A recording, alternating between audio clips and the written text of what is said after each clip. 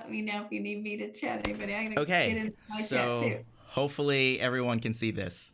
Um, for the people that might not be able to make tomorrow because of the way it was organized and just being able to be posted on a website, don't worry. I have what I am presenting, which is my screen share, is recording. So I will, at the end of the workshop, I will have everything recorded, so don't worry about things on that end. If you fall behind, we also have backup mechanisms if you are trying to code along and something gets stuck. Essentially, every 50 minutes or so, we'll have a break, so we can use that for questions if people want to ask questions outside of the regular classroom portion. Feel free to ask questions during as well. And so let's get started. Like Andrea mentioned, this work is part of my dissertation project, which is around the education and pedagogy of data science in the biomedical sciences. So, hello everyone. My name is Daniel. The workshops will be recorded. If you haven't done so, please take the pre-workshop survey. It will greatly help streamline and actually formally test to see if the learning objectives we sought for this workshop is actually being met and useful to the people who work in the medical field. Again, the materials are all going to be recorded, so if you don't want your voice on the recording, feel free to just use the chat, since that would keep everyone anonymous. Even if you accidentally share your screen or present, I have it set so I'm always presenting, so I have full control over what's presented and recorded, so don't worry about things on that end. My advisor, Anne Brown, she is I have to thank her very much for allowing me to pursue this project.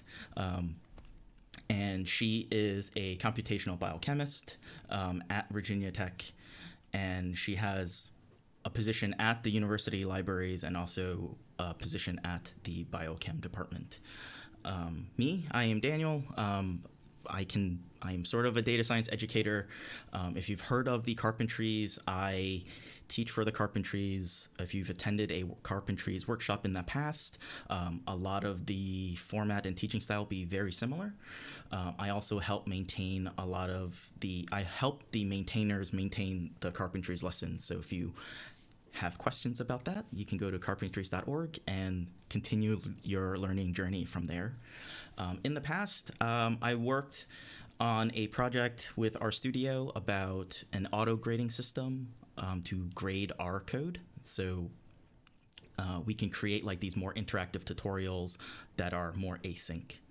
And again, I am studying data science education and pedagogy in the biomedical sciences. For the materials, I will post this stuff in the chat right now.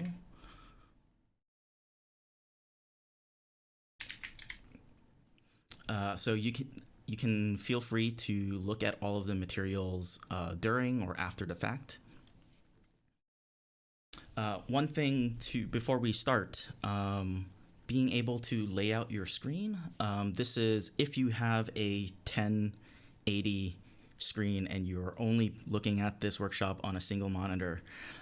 This is something that you can lay out your screen with. Use the top right corner to just show zoom. And I believe that the text that I'll be presenting should be big enough for that little corner. The bottom left corner, it's going to be a little bit more than the quarter of your screen. You can use that to fulfill your RStudio window. Above that, we will be using the little buttons in the participant panel. So have some mechanism to have the participant pane and the Zoom chat open, and then that should leave you roughly around a quarter of your screen for other notes that you might be taking at the same time. If you go to ds4biomed.tech and you ever encounter this page, wait about 15 minutes, and that is literally because you went on the site when I was doing a site update. And so part of the updating process requires running all of the bits of code and making sure the output is always up to date. So if you go on a website and see this, wait a little bit. And I usually try to do this stuff all in the evenings, hopefully when everyone's asleep. So part of the data or the reason why this workshop was put together in the way it was comes from a pre-workshop survey before the actual set of workshops. And essentially we try to address the fact that people believe that having access to the original raw data set is really important for a repeatable analysis, but people end up unable to use a coding language to script and automate their analysis. And most people find that they're pretty indifferent about using a programming language. So that can either be you never learned it before, so that's why you're indifferent, or you use other tools that you can click through to get your analysis done. So hopefully by the end of these 2 days, we get everyone introduced to using R as a programming language, and then you can build in various stop points that you can, and we'll call that like a data pipeline. So it fits in your larger analytics workflow if that's what if you're using other tools. One thing that came out of the research is the set of personas. So these are fictional characters that represent who I think my learners are as I'm presenting. Feel free to go to this site and you can mention in chat which of the 4 personas you identify with. We usually try to use that as in the past we've used this as like a breakout example, but it really just takes a lot of time. So during one of the breaks, if you're not taking the pre-workshop survey, feel free to look through the personas and mention or talk about which one you identify the most with. Of the personas, there's 4 of them. There's Alex the academic, Claire the clinician, Patricia the programmer, and Samir the student. So feel free to go through your personas. And again, I have to mention again, if you can, please take the pre-workshop survey. All right, so let's get started. That was sort of the introduction. This is a set of illustrations by Allison Hurst. And assuming that we are all at the bottom left-hand corner of this diagram, we are going to start in these 2 days our journey of learning R as a programming language. And essentially, I will guide you through the initial steps of things that might be useful right away. But after the workshop, do realize that there are certain things that aren't taught in a workshop setting, and you might end up stumbling through a few hurdles as you continue your journey. But don't worry, there will be a lot of resources that I'll post to help you continuing learning. There are a lot of resources and Slack groups that you can literally go and ask questions about your work, posting code examples outside of like Stack Overflow, and they're extremely welcoming communities that will help you with learning the materials and getting some of your work done, especially if you have questions outside of this workshop. A thing about debugging, this happens to everyone. If you've programmed or done any work in the past, there's always this the set of feelings that you go through when code just doesn't work. And it's totally normal. I have also fallen prey into why did it take me this long to realize that I was missing a comma somewhere? That happens to the best of us. And so this is my preemptive way of saying everyone goes through this. We will go through this workshop very slowly, and hopefully people will be more motivated. But so just as a thing, there are a lot of people available to help you outside of UVA. that you can post. You can literally post questions on Twitter. There are a lot of Slack groups that I will mention towards the end to help you, including the people in the workshop right now. So if you recognize anyone, they can also be part of your learning journey. So the expectations for today, there's a lot to cover over a lot of very little time. I don't expect you to be able to rewrite your R analysis tomorrow or on Thursday, but hopefully you get a general sense of how things normally work out, and you can have a better idea for how you're going to plan your analysis projects moving forward. The syllabus, block 1, which is today, we'll cover the introduction stuff right now, which we just did. We'll go over spreadsheets and loading our first data set into R and creating a set of descriptive calculations. And then for tomorrow, we will go into the idea of cleaning your data set and the introductory steps of doing a visualization, and what I found to be most useful is fitting a logistic regression model, since that is typically the introductory model that gets used in healthcare. And so that is the plan for the next 2 days. All right. So the first thing that we're going to cover is spreadsheets. For our first exercise, this is more of a set of thought experiments. Given that you are participating in a mock clinical trial and you have 3 patients, and your goal is to record and keep track of a bunch or some small set of vital statistics. Here's 3 people across 3 different time points. So you have Gemma at 8 a.m., Priscilla at 8:20, and Anya at 8:40. In your head or on a piece of paper, how would you actually set up a spreadsheet that will end up recording this set of results? Right. So we'll take 1 minute, and once you're ready, either you have something mocked up in front of you. You can open up a spreadsheet program and literally type these things in if you want. Or if you're ready to move on, in the participant panel, press the green OK button, and then I'll know that you're sort of ready to move on. All right, so let's talk about how you might be able to, how may you have set up this data set. One thing you could have done is set up a set of columns, one for each of the values. So we have name, time, blood pressure, heart rate, respiratory rate, pulse ox, and temperature. And then we are inputting the numbers directly as is into this data set. One thing that can be problematic is it's not really going to be a problem in this case, because if you see someone with a temperature of 97, it is clearly going to be a reading in Fahrenheit and not in Celsius. And so it may not be a problem in this particular example, but having values without units is one potential problem when you are starting to put together a data set.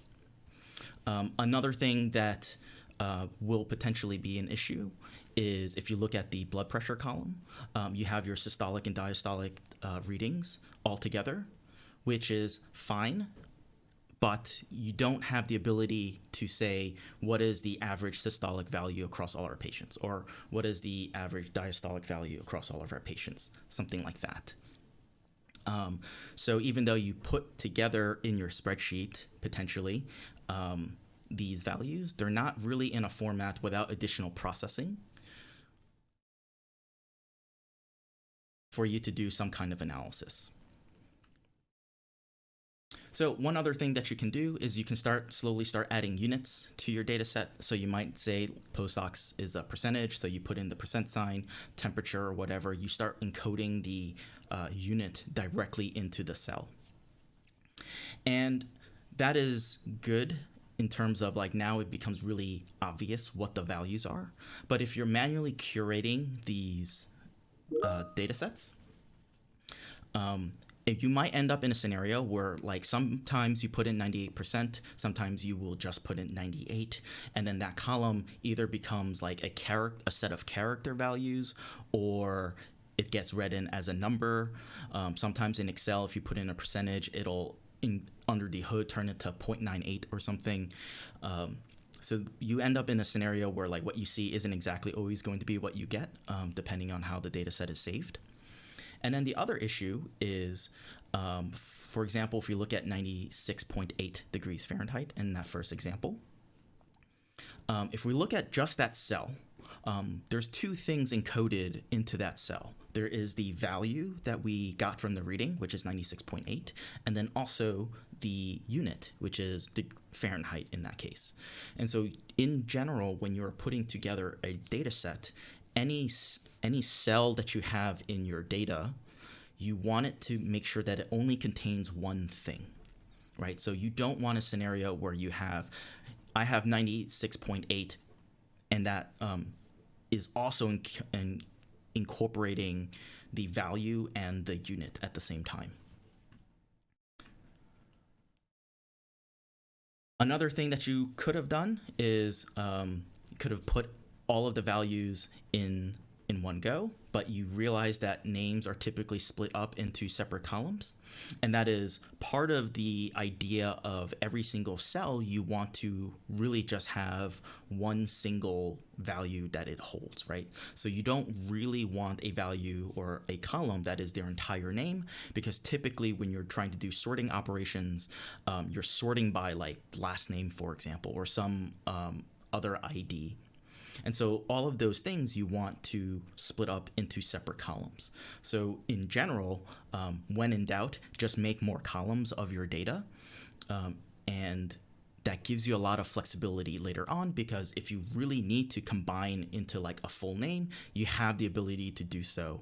But it sometimes ends up being more work if you want to try to split out first name and last name because of different ways first name and last names get in other cultures and languages get put together, and that might become a difficult task. One way that you can get around with storing units all in the same location is in the actual column name of your data set, you put in the unit that you are expecting in there. And so here it's a little bit redundant, but if you look at temperature F, now it becomes really clear to anyone who is trying to work on this data set that all of the values here should be in Fahrenheit degrees, and you don't need to have the unit information in the actual column as values. And so then that allows you to do something like, what is the average temperature across all my patients? And you don't have to worry about Excel or something not being able to do what calculate an average when there's a letter F in the number or the value that it's that you're trying to get it to take a like function or a average of. And so another option that you can do if units become kind of weird and wonky is you can have a separate column itself that stores the unit information. So that is also another thing that you can do. Sometimes, like for example, temperature, if you know everything is going to be a single unit, it might be easier to put it in the column name instead of putting it as a separate column. But if you end up in a scenario where like if you're working across multiple sites around the world, you might actually have to have a column that designates, is this a Fahrenheit reading or a Celsius reading? Because then you can essentially filter off of the Celsius readings, convert those to Fahrenheit for your particular study, and then vice versa. They can take they can find all of the Fahrenheit readings, convert those into Celsius for their study. And so there isn't really a right or wrong way when you're putting together a data set. The main criteria that you want to think about is in each column, or really if you look at each cell, it should really only measure or contain information from one thing, right? So if I say like, what is this thing, what is in this cell, you should just be able to say it is measuring this thing, right? And not having other values associated with it. And so we'll take another 30 seconds or so. Assuming you have that original diagram that you had set up in your head, or on an Excel sheet or whatever. Let's say I give you 2 more readings, one 12 hours from the initial reading. So instead of 8 a.m., it's going to be 8 p.m., 8:20 p.m., 8:40 p.m., et cetera, and then another set of readings 24 hours from the original reading, so it's the same time. And so essentially, mock up in your head and use the little green check mark if you're ready to move on. Of, let's say we have 2 more readings, so each person has a total of 3 readings. How would you put together this data set? And assuming that this is like a PK study, so it ends up across multiple days, usually PK studies, you get some kind of reading like every hour or every half hour. So plan for a bunch of readings of the same patient.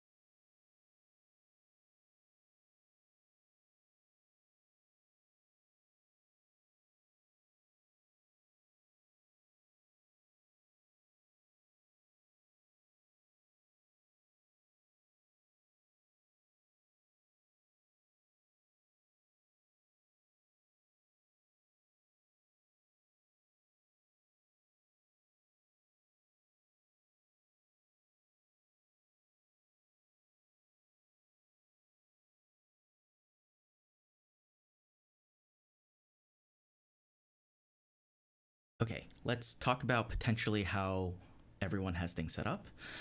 One solution is you make a separate table for each patient, right? So maybe you have a totally separate Excel sheet for Gemma, a separate table or another sheet or another Excel file for Priscilla, and another one for Anya. That's okay if that's what you did. There's nothing wrong with that. Just know that this is really good if you want to sort of review one patient at a time, right? If you're doing a chart review, or if the auditor for the clinical trial comes in and tries to do a patient check to make sure all of the data is correct, this becomes really easy for them because they can open up their chart, look at the data set that you're inputting, and then follow through one patient at a time, which is typically what they end up doing. Just know that while this makes it really easy for you to say, how does Gemma's heart rate change throughout the entire PK study, or how does her temperature change throughout her PK study, that becomes really easy, or easier as well, because it's all in one Excel sheet, right? You don't have to worry about selecting only a portion of your data set, or if you're entering things in time order, in chronological order, you have to do a weird filtering in the middle. All of the data is all Gemma, right? That's great for that particular task, but it does become, just realize that if you want to ask the question, how does the average heart rate across all of my patients change over time, that becomes something that's a little bit more difficult, or not really more difficult, but there's another step that needs to be involved, which is you have to now essentially glue all of your data sets together, so all of your patients are in one data set, and then you can say, like, what is the average heart rate across the entire study, or what is the average heart rate for each time block across the entire study, right? So there's nothing wrong with this type of formatting. Just realize if you're planning your analysis, there are future steps that you might need to do. One other thing that's super common is you end up putting everyone in the same spreadsheet, which makes the question of what is the average heart rate across everyone a little bit easier. But what ends up being really common, especially if the world of Excel is all you know, you end up putting white space blocks to separate out your patients, right? So this fixes the problem of, oh, I don't have to do this weird table join or merging of my data sets later on. Everyone's together, but then essentially you're using like a visual cue to split your patients up from one patient to another. Right. And so this is good if you're, opening up your Excel sheet and you want to check to make sure everything is okay. But then if you give this data set to an analyst, they're going to be really wary of like what is going on, because you literally have blank rows in your data set and they don't know. There's no real way to prove that, like, is that a blank row because you deleted data, or is that like your visual cue to split up your patients so it's easier for you to look at your data set, right? So you want to be very careful of using a visual cue in a spreadsheet program to gather your data with. One other thing you could do is you can essentially, instead of stacking the patients one below the other, you can think of stacking the patients like column wise. So we have like the first 10 columns are going to be all of the values for Gemma. The next column is going to be for Anya. The next set of 10 is going to be for Priscilla. So instead of row wise, we're stacking our patients column wise. That ends up being a problem, especially if you work in spreadsheet programs like Excel, because if you don't know, a lot of these database systems have an actual number of columns. Like there is a column limit. So if you are in Excel, and I think if you hit like Control right arrow, you can go to the actual last column that Excel will allow you to put in, right? So you can literally run out of columns. And so you can imagine if you have hundreds of patients, you will end up running out of columns, and you end up with all sorts of data problems without you realizing, right? And the most notable and more recent example, and I don't like using COVID as examples for things, but in the UK, this problem actually happened where they had a separate column for each day of COVID cases, and they literally ran out of columns, and then they ended up losing data because they were overwriting or things were being misreported because Excel ran out of columns, right? So you want to be very mindful of, like I said, you want to create more columns if it makes sense as a variable, but you don't want your data like stored in columns that just keeps appending that way, because you will end up with the problem eventually. So one thing that you can also do is you enter the patient's one value at a time as you get the readings. This makes sense from a chronological point of view. So if you are the person on call during that time block, you can very quickly review to make sure that everything that during your time block is being recorded. But then you end up with sort of a tricky scenario of it becomes you have to do some kind of sorting operation if you wanted to ask the question of how does Anya's heart rate change over time, right? You can't just take a single column and then do your calculation with. So there isn't really there are more correct ways of putting together a data set, but at the end of the day, you'll notice that at least in each cell, it is only measuring one thing. And as long as you keep that in mind, then you can use all of the other data analysis transformations to help you answer the question that you are trying to ask. So the main takeaway there is, yes, there is a format that makes your data collection easier, but always just remember, like, think a little bit into the future of what type of transformation needs to be done so I can do the analysis later, or I can hand off my analysis to another person. So as long as you have a plan, and we'll go over in much more detail tomorrow of what does it mean to have a messy data set and a clean data set. But as long as you have a plan for the analysis, you are doing really well, right? A lot of times people end up collecting data without really the plan for like how the data they're collecting can be used. And then you end up in the scenario where like too much information got stored in a single cell, and then your analyst doesn't like you because they have to do all of this weird processing just to get the value that you're trying to record, right? So think a little bit further ahead, and hopefully by this workshop we show you, and you have an inherent understanding of how to curate your own data sets so it's more conducive for analysis. Right, and so the other exercise, this is continuing the thought experiment.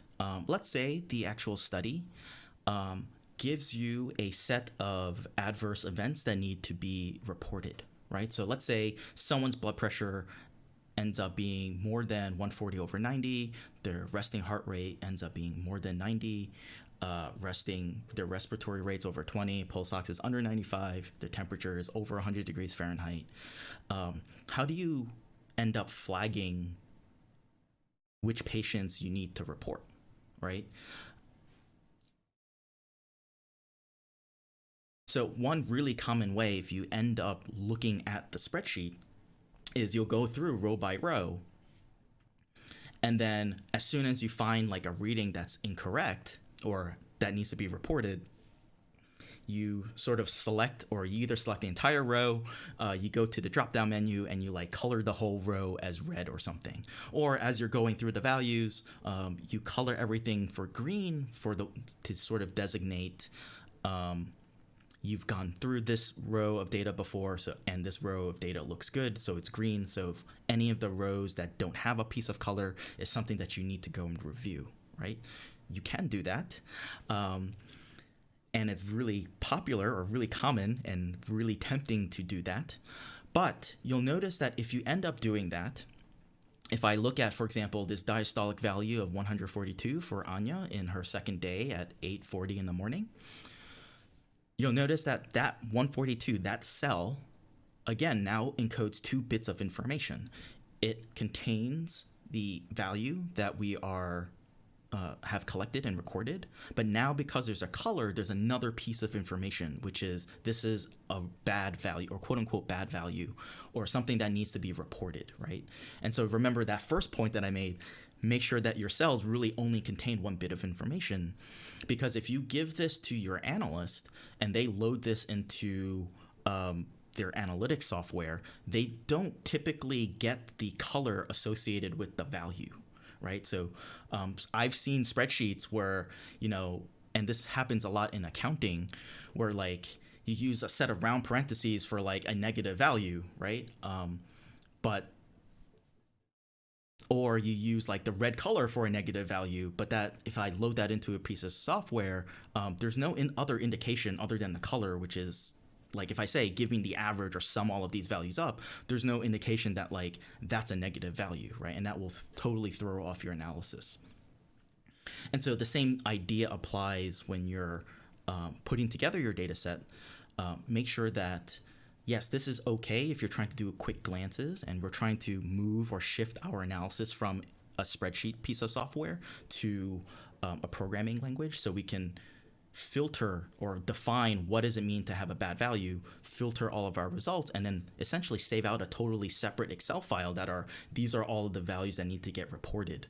And then you can do that in a more reproducible way versus like relying on a color encoding, right?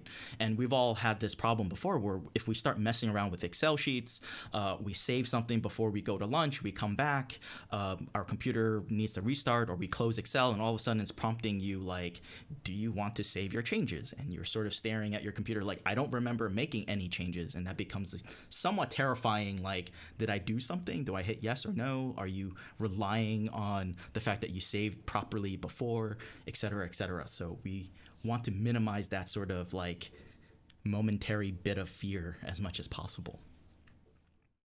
And so one thing you can do is, instead of color coding the entire row using a color, you can create a new column that is essentially saying, is this a value or is this a observation that you want to report, and then have a yes or no reading there, right?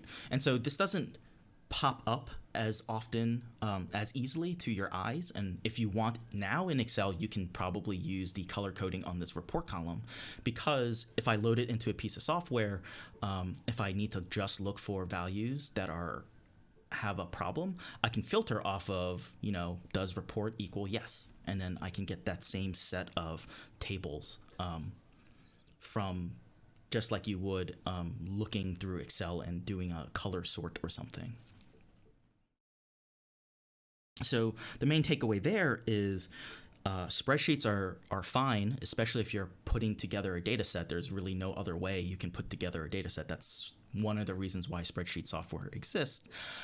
But refrain or try to not use the piece of spreadsheet software that you're looking at as a piece of visualization, right? Like we want to add color to our cells and our rows because it'll help identify and visualize bits and pieces of our data. But when you do that, you're adding more information to each cell than you really want to. And so refrain from treating your data set as a visualization and treat your data set as an actual like data set that can be loaded elsewhere down the pipeline.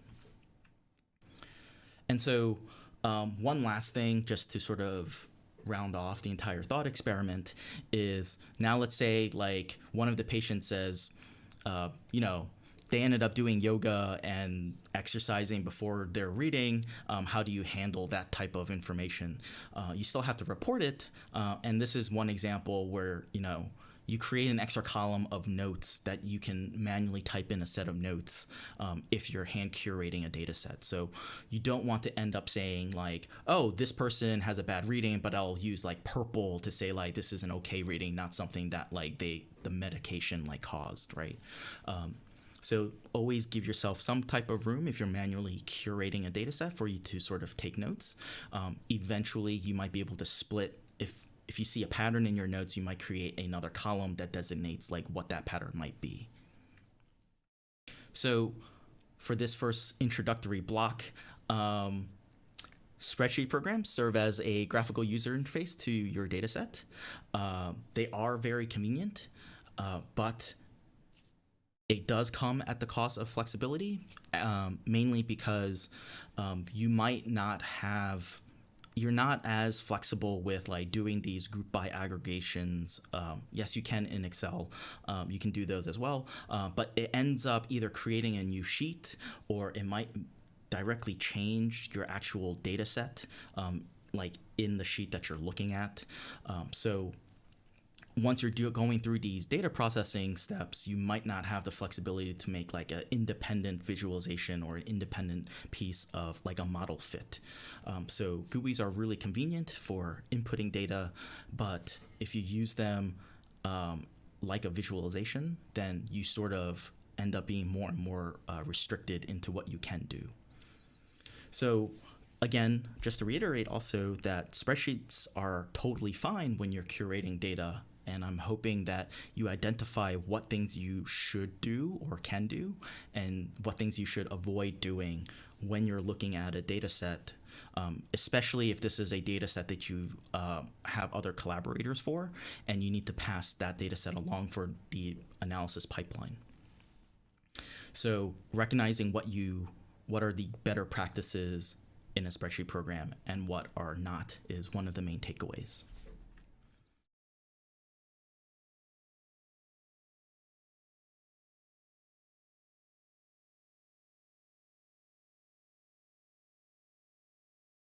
Okay, we have a couple more minutes for the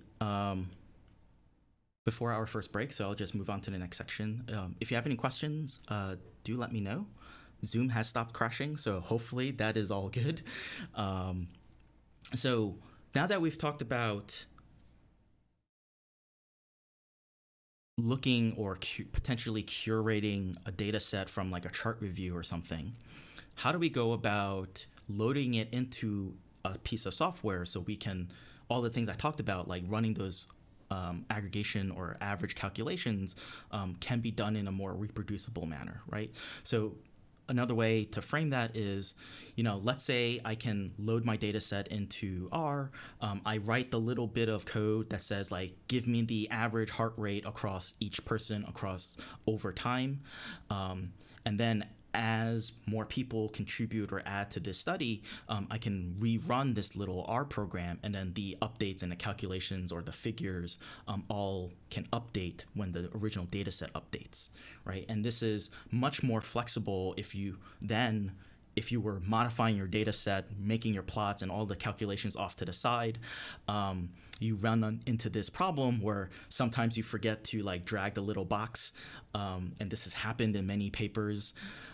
You make an average calculation off to the side, and it's like from cells E1 to E10, and then all of a sudden 10 more rows of values come in, a bunch of other things come in, and you forget to drag the calculation down, and so now your average isn't really correct, right?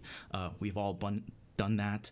I file my taxes through Excel, and sometimes, yes, I forget to drag the summing portion through everything, and then all of a sudden the numbers don't add up, and mainly that's the reason why, right? So how do we actually go about loading our data set into a programming language? We will be using R in this set of workshops. The set of libraries or tools that we will be using in this workshop is called Tidyverse. Depending on what type of R workshop you attend, you might be taught in Tidyverse style or base R style or some other style of programming in R. So the keyword here is Tidyverse is what you are learning. And if we were to go and load up a data set, there's one thing that you first have to understand first. And this is the idea of how do you tell the programming language that you are working with where your data sets are, right? So this notion of where are you from the programming language's point of view is usually the first stumbling block that people have. So maybe in the past, when you are working on if you've worked on a programming language before, you just put everything in the same folder, because if you make subfolders, things go wrong, right? Or things don't work. Maybe that's why, like, if you've been given a project from someone else and there's just like 50 files all in one directory and everything looks weird when it's sorted alphabetically. You can't find things. Typically, that means that the person putting together the project doesn't have or doesn't understand that, like, you can make folders to organize things, and then how do you find the files within a folder structure? And so the Windows version is going to be on the left here, and then the Mac version is going to be on the right. So let's say we are, in both cases, on a folder on our desktop. That folder is called ds4biomed, so that's where we are. In this folder, we have one folder called data, and it has this medical data _ tumor growth.csv, right? So that is a folder, that is a file, comma separated value in a data folder. We have another folder called output. We have an R script called load data, 01-loaddata.r, and then we have a few other files, right? So imagine this as a folder that you have on your desktop. So where we are, so if you double click in your mind, like where this folder is, your working directory, also known as your starting point, is going to be this ds4biomed folder. In RStudio, there's this thing called R projects, so you look for where this R project file is, and that's your starting location. And so from our starting location, how do we point to this data set? We can use a relative path saying that from our starting point, which is ds4biomed, we can go into the data folder. And then from the data folder, the medical data _ tumor growth.csv is how we point to that data set. There's also something called an absolute path. So if you write the entire starting structure, so on Windows, it's going to be like C drive, users, Daniel, desktop, ds4biomed, data, file. Or on a Mac, you see /users, /Daniel, /desktop, / et cetera, et cetera. So if you've given a script before, there's two different ways of loading a data set.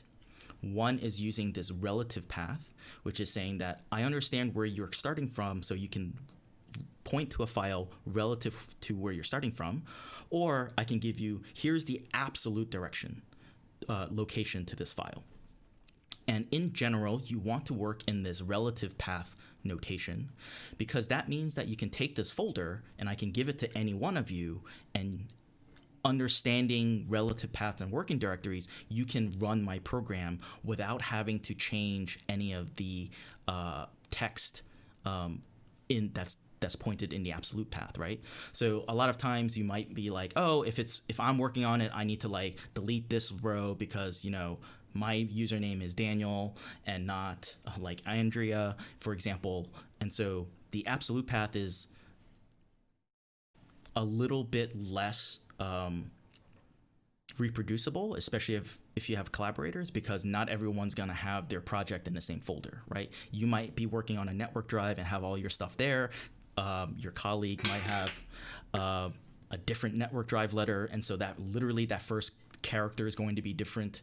Your name on your computer is going to be different, et cetera, et cetera. There's many reasons. Or you have your work computer and like another laptop, you might not have your stuff on the same folder. One might be on a network drive, one might be in your desktop, or another folder called analysis. So you can see where absolute paths can become a problem. So let's say for another example, it's the same ds4biomed folder, but this time I put the load data script into an analysis folder. And let's say my working directory is the analysis folder. How would you point to the data set that is in the data file, in the data folder, right? And so another important thing to know about relative paths is the two dots that you see, so dot dot. That means go one folder up, right? So if I'm starting in the analysis folder, and you can see the analysis folder and the data folder are in the same level. In programming, you might hear them as like sibling folders or sibling locations because they're in the same location. To go from the analysis folder back up to the ds4biomed folder, in the programming lingo, we use dot dot. So you can put dot dots multiple times if you need to go up multiple folders, right? So from the analysis folder, how we get to the data folder is we can say dot dot slash data and then the actual data set. And then from the absolute path, that portion hasn't changed from the previous example, but then there's also problems with using absolute paths because literally the username and drive and folder, all of that stuff is hard-coded in. So you want to avoid, if you can, absolute paths. And this is how you get around organizing your projects and having your data sets find each other. And a big key part of that is using the dot dot to essentially go up one folder. Okay, so let's take a 5-minute break. There is a small exercise, which is, let's say, given this folder structure, where you have something called chart review and you have this other RCT folder. Let's say you're in the analysis directory in their chart review. How would you write the paths to the patients.csv in your RCT folder? And how would you write the path to the patient's CSV in your chart review folder? So assuming that you're here and you'll see the little hash and say you're working here, write out the relative and absolute paths to all of the other data sets.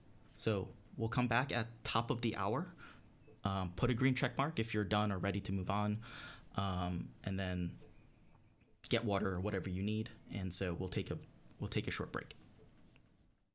Okay, so the main point right now is hopefully everything will eventually make sense when we load up our first data set, but this is one of those things that I realize I need to cover, otherwise loading the data set doesn't make any sense because of the things that we might have to type to point to our data set. So let's say that we are literally double-clicked into this analysis folder. How do we get to the RCT folder And the data set there is we have to go up one level to the chart review folder and then up another level to the projects folder before we can double click RCT data and then find patients. And so that's why from the relative point of view, it says ... because we are essentially hitting back twice in our folder structure to get to our projects folder before we can double click down the file, the folder tree again. So think of all of these folders that we end up typing as, you double clicking or hitting the back button as you're navigating your own file system. And so that's all we're mainly trying to show you right now. And then the absolute file, this is when you open up Finder or Explorer and you can double click your way directly to a location. Chances are that also goes into your user folder. And so there's an absolute path and a relative path. If you are on Windows, and this is sort of like a caveat, if you ever, let's show you like my desktop. Actually, desktop is a bad example. If you ever open up Explorer, you can click on this little thing up here and you'll get the actual path that you're currently in. So if you double click, if you're saying that like, oh, I want to get to this folder, how do I get there? You can double click or single click this little address bar up here to get the Windows path. The tricky thing with Windows is you'll notice that in Windows, the path gets designated with this backslash, which is the key above the enter key, is if you would type it. But in pretty much every single programming language, instead of the backslash, you need to either type the backslash twice or you replace the backslash with a forward slash. And this is something that's Windows specific. And if you get confused with that, just know that you can always come back to this set of the slides if you're trying to load up a data set on your own in the future. Just know that if you're on Windows and you're copying from this little portion in your Finder window, there's an extra step that you would have to do when you paste it into your code base. Okay, so now we're going to go through the process of getting all of our data onto our computer and trying to load this all up in R. So the first thing that we're going to do is we are going to go to this website that I put into chat. And from here, if you haven't done so already, there's a little drop-down menu called Code. And from there, you can click on the Download Zip button. So I will put that also into chat so you can get the direct link to download it. Once you download it, I'm going to put this on my desktop so I can save this file on my desktop.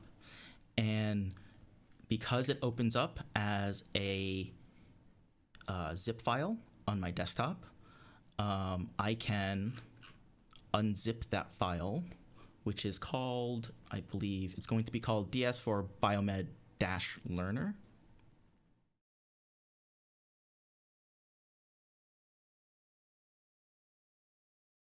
And so hopefully after you unzip it, you end up with this folder on your desktop.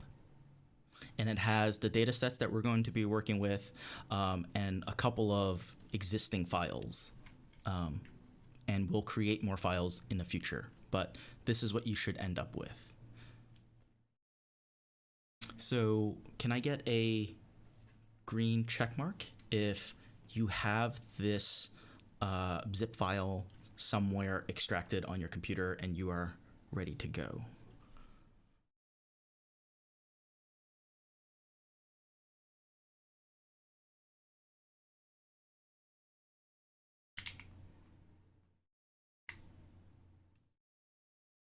Okay, that seems, and use the red X if you're like definitely like, please go over that again, or you can message me privately and I can definitely show you the steps again.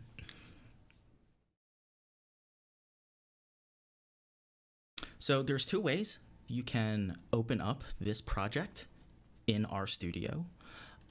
You can, if you have RStudio installed, you should be able to double click this file called ds4biomed.rproj. it should have this little cube thing with the letter R in it.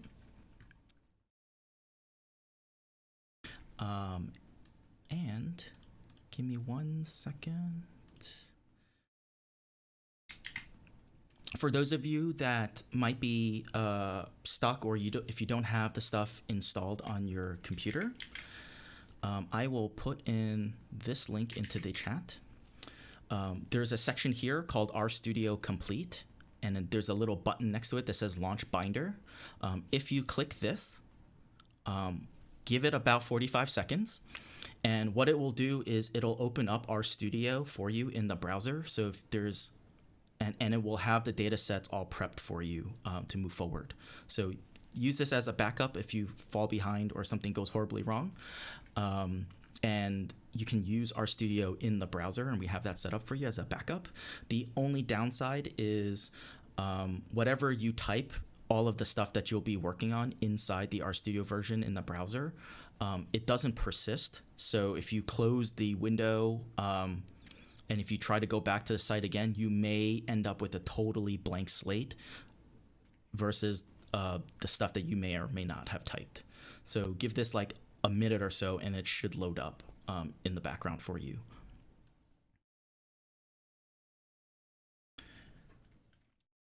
So there's one way you can open up this as an RStudio project. You can double click this file and it, whoops.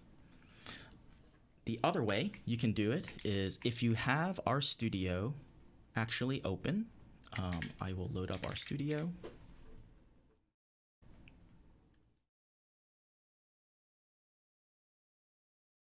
In the top right corner, you can click on Project and Open Project, and you will literally navigate to that file that we just pointed at. So I'm on my desktop, and I'm going to open up this RStudio project folder.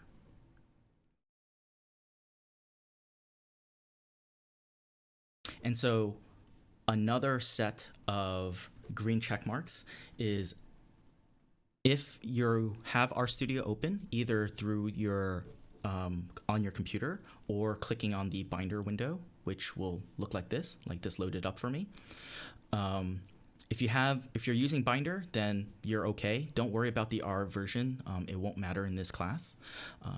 Or if you're in the RStudio version on your desktop, on the top right corner, you should see ds4biomed-learner, and it should open up into that folder on your computer.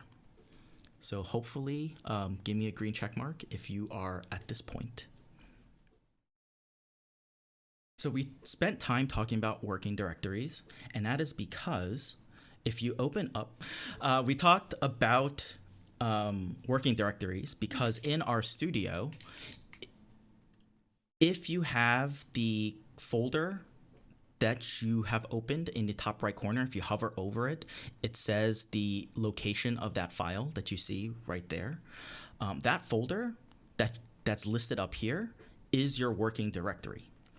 So that is our starting point. And usually when you open up a project, the bottom right-hand panel will open up the folder as if you double-clicked it on your computer into that same working directory. So now anytime we try to go and write the portions of our code to look for a file, it's always from this starting point, right? So that's sort of the reason why we went over talking about working directories. So the first thing that we're going to do, and I'll go over this exercise, is we're going to load up our first data set. So a small review or overview of how things are working in the RStudio panel, and I'll make things a little bit bigger if I remember the keyboard shortcuts. There we go. On the left-hand side, this is where you will end up typing all of the code that you need. Typing your code isn't as useful. What's more useful is being able to save the bits of code that you end up typing. And so what we end up doing is we can click on the left top left-hand panel, there is this piece of paper with a plus. If we click that, we can click the first option that says RScript, and it will open another panel on the top left-hand corner that says Untitled 1, and this allows us to write our code and then save it on our computer so we don't end up losing the commands that we end up writing.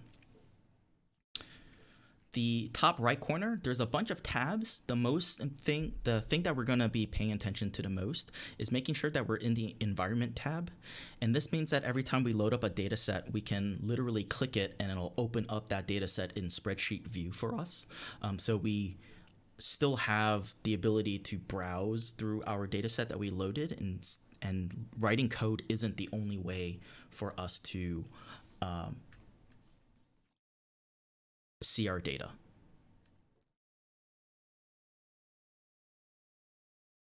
On the bottom panel, the bottom right hand side, there's a files panel. So this allows us to browse different folders on our computer. Plots will automatically show up in a plots tab. If you need to install other packages, you can click the package tab and click the install button, and then you can type in the package that you want to install. The help will, well, this is from before, any of the help documentation, and then the viewer is anything that's not a plot can be shown in the viewer. So this is our standard 4-panel default RStudio view. If we want to write R code, we can use R as a glorified printer calculator if we want. So we can do something like 3 plus 3. And if we select that bit of code and hit Control Enter, you'll see that the 3 plus 3 that we have selected and will be pasted down here, and then the result, which is 6, will show up at the bottom. And so we can select code and hit the Run button, and it will run that selected or current line of code. Or the keyboard shortcut is Control Enter to execute bits of code for us.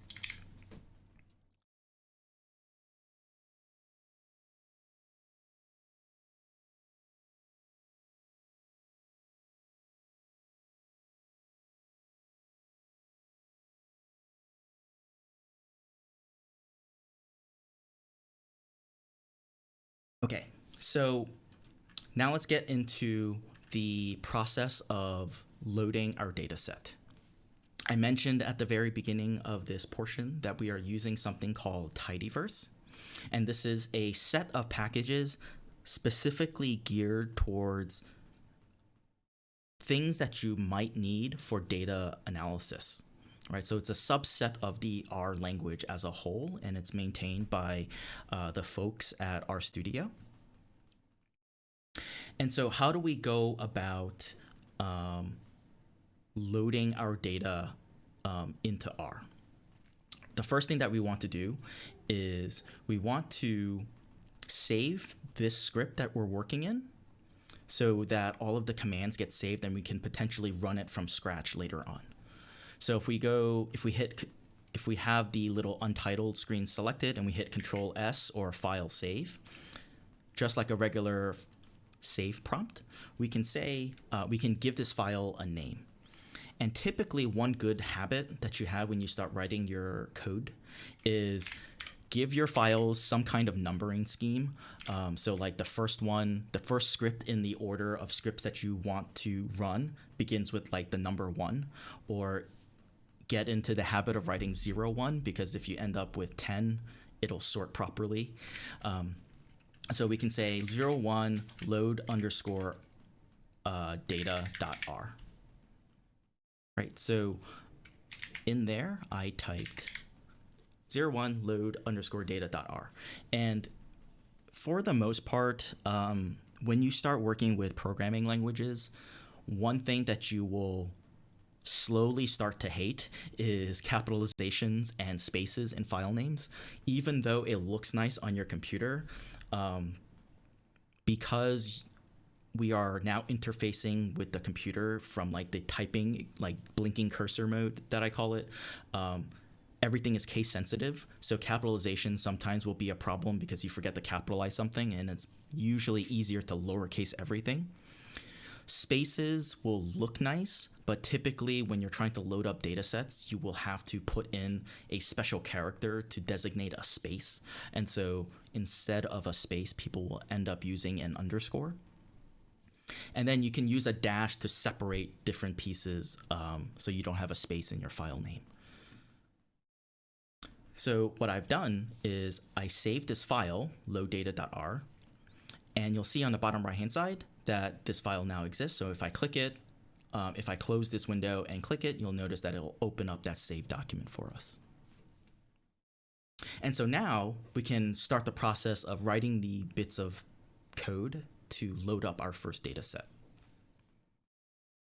So I mentioned that we are working with the tidyverse set of packages, and so we have to load that set of packages up.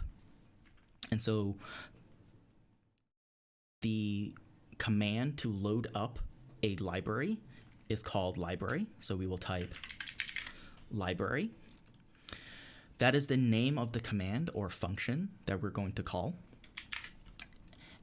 And to actually say like, hey, run this function or this command, I'm going to give you this thing that I'm going to tell you to load, you use a set of round brackets. So within the set of round brackets, we can say tidyverse, which is tidyverse, and you'll notice that the RStudio terminal will try its best to help you tab complete or prevent you from making a typo. So we end up typing library tidyverse. And if we hit either the run command while this line is selected, it will load up the tidyverse library for us on our computer. And you'll end up seeing at the bottom this set of things of, hey, I loaded up all of these other helper tools for you when you said tidyverse. So hopefully that part worked for you. If it didn't, make sure that it's spelled correctly. So it's tidyverse. If it didn't, you can try to install it right now, which is clicking on packages here. Running, yes, so someone already typed the command. You can run that command, which is install that packages. You can, oh, I don't want to do that right now. You can paste it down here and it will install it for you. If you don't remember the install command, you can always click on packages, the packages tab on the bottom right hand corner, and click on the install button. And then here you can type tidyverse and then hit install, and it should install it for you. The other backup is to go to the binder link right there and click that.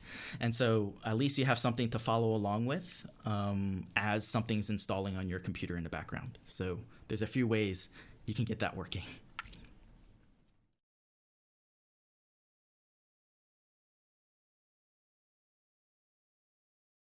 Okay, so once we have tidyverse installed, and right after this next command, I will have a small break to make sure everyone is caught up. There is, just like how library is like a command that we can run, there's another command that exists after we run this tidyverse command called read_CSV.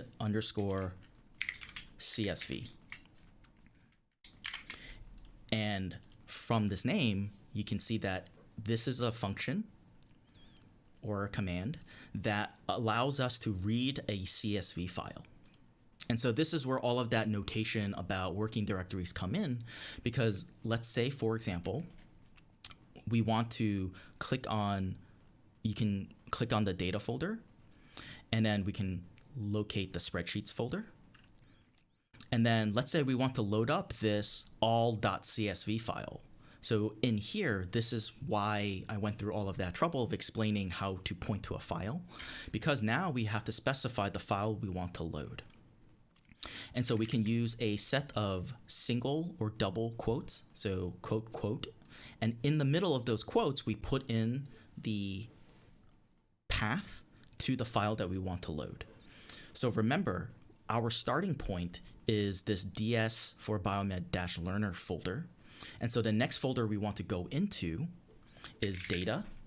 And so if we hit data /, and now if we hit the tab command, you'll see that RStudio tries its best to load up the files that you might want to use. So you don't have to type it, because when you're starting off with programming, you'll be surprised how common just typing the commands wrong is usually the most common problem that people have. And so the tab key is going to be your best friend in almost every single programming language experience that you have, because it tries to fill out this text for you. So where is the data that we want to load? It is under the data folder. If we hit tab, you can now see we can now click Spreadsheets. And now if we hit tab again, we can now see access to all of the files in Spreadsheets, and we can click all.csv. And so this bit here, you can use a relative or an absolute path. But now if we hit enter, control enter to run it, you'll see at the bottom, R would have loaded up that data set, which is exactly the same data set that I showed you in the slide deck, which has all of the person's first name, last name, date, time, and then their vitals. And then because it's cut off, it gives us a small snippet of our data set, but it's still there. So give me a green check mark to make sure that that is all done if you were able to load up this data set, and we can continue on with doing more things with our data once it's loaded. So for the person that just responded, it looks like you didn't unzip the folder. So go back to where you downloaded that file, because if you look at the current working directory bit, you see at the bottom it says, towards the end it says ds4biomed-learner.zip. Essentially you didn't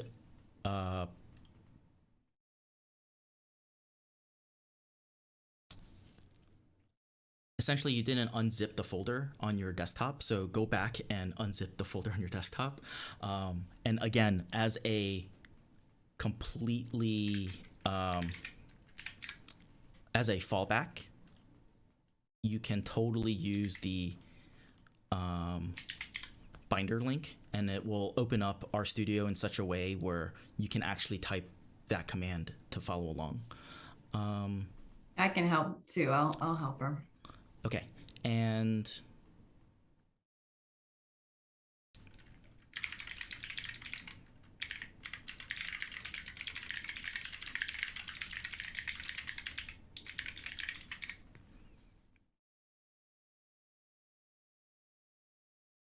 yeah, so I'll give another minute for the people who need to open up the binder link, just for that to load up. In the meantime, what we can do is I want everyone to open up this, try to run this read CSV command, and then point to this file, which is this exercise 010-010.csv, right? So for everyone else, I will clear off the check mark, run this read CSV command, and then try to load up another file from this Spreadsheets folder, and then use the green check mark when you are done with that exercise or ready to move on, whichever one works.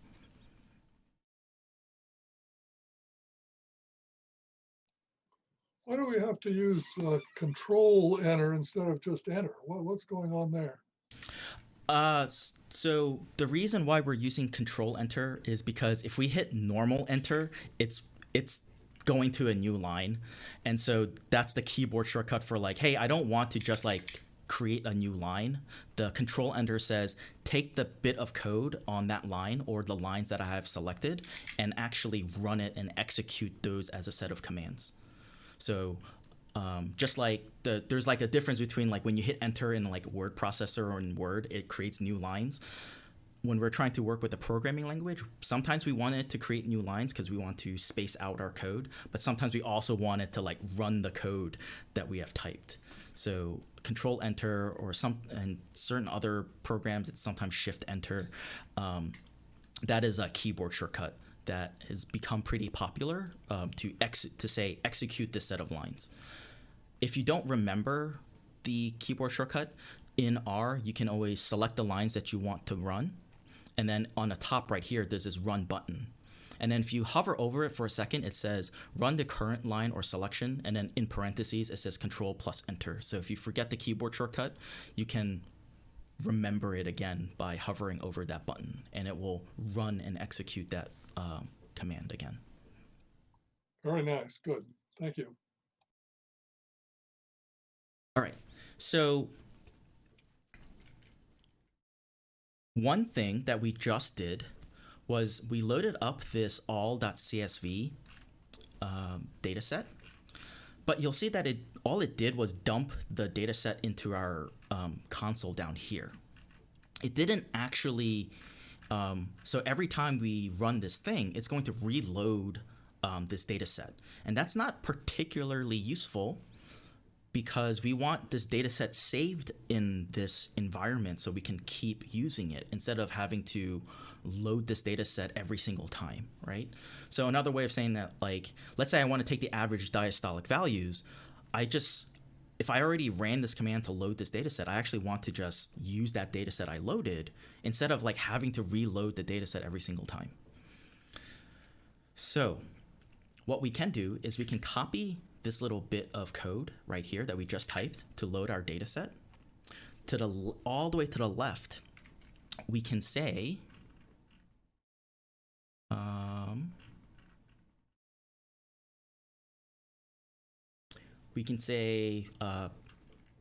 for example, DAT for shorthand of data, space, the less than sign and the dash, space. So it literally draws this little arrow.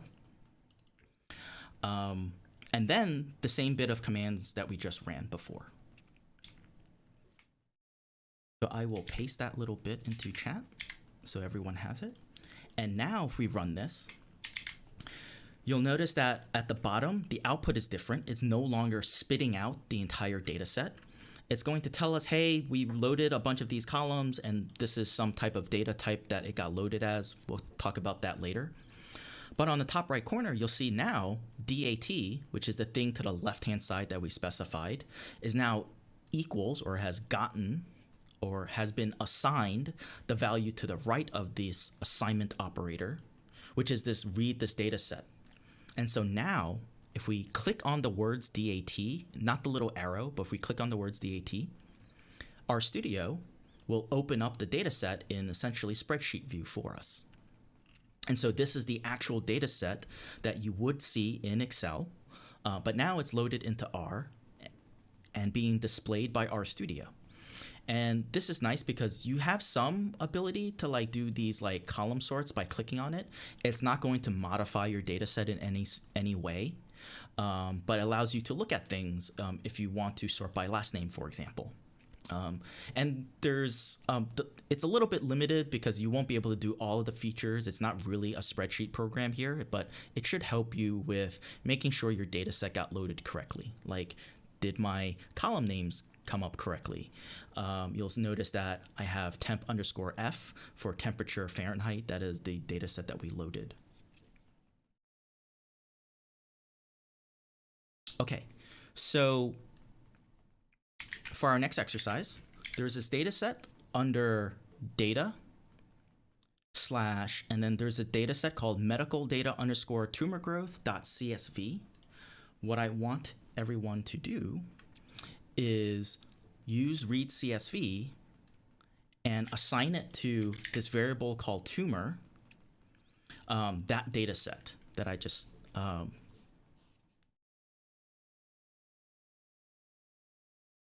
so use the tumor growth CSV file and load that into a variable called tumor, and you should see tumor show up on the top right hand corner.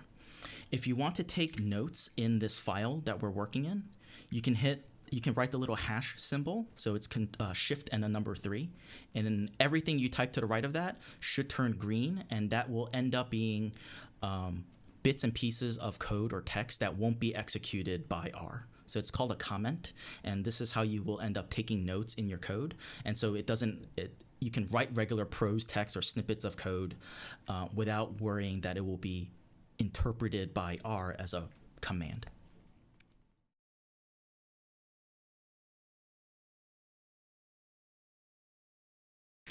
One comment I got was, so I apparently like flipped this set of values.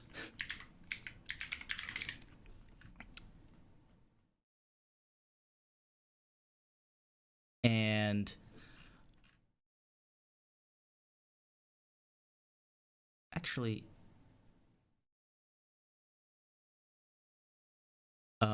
we can cover how I can there are ways to rename columns or reorder columns as needed, and I can show you when we get to that part.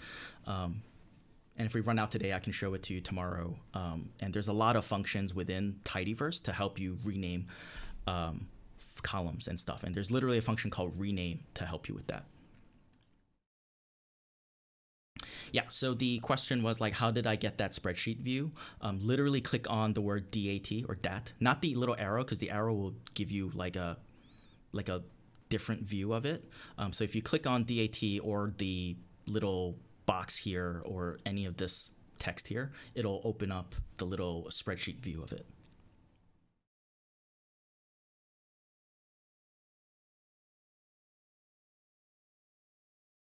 Okay. So the task that I had was to use the read_CSV function to load up the data and then medical data _tumor growth.csv. And if I type that little bit in, that is the location of the file that we want to load. And if we have that line selected and hit Control Enter, you'll notice that because of this arrow, and this arrow is really important, and it's essentially says take the thing on the right hand side and assign it to the thing on the left hand side. And so that's why when we run that, the word tumor shows up on the top right corner. And now we have a it's not actually a mock data set. This is actually a real data set for treatments for, I forgot the actual type of tumor, but for some group, control or treatment, for a particular patient and number of days in that treatment, what their size of a tumor is. I believe it's in, I don't remember the specifics on this data set, but it's size in some form. I don't remember if it's just in one direction or if it's, I don't think it's volume. But you can see why sometimes you would want these columns to store the label inside your data set versus solely relying on a code book, because sometimes that gets kind of annoying to like constantly flip back and forth. Okay, so hopefully you were able to load up that data set. Another thing I want to be able to show you is there is another library, and it should come with tidyverse. If you load up this library called read_XL, like the letter X and the letter L to make it sound like Excel, there is a function in here called read_Excel, like the Excel file. And this is my way of showing you that you can actually take an Excel file and instead of tumorgrowth.csv, there's an XLSX file. And what that will do is you can say tumor, TUMOR_XL. You can actually load up Excel files in R. It doesn't have to be the set of plain text files like a CSV file. And if you can actually have R load up specific sheets. So if it's not the first sheet or the default like sheet 1 name, and you have, one Excel files of each different patient, you can have it load up patient like Anya, like our initial example. So you can actually use this read_Excel function to read Excel files. So hopefully that ends up being useful in the future for your own work.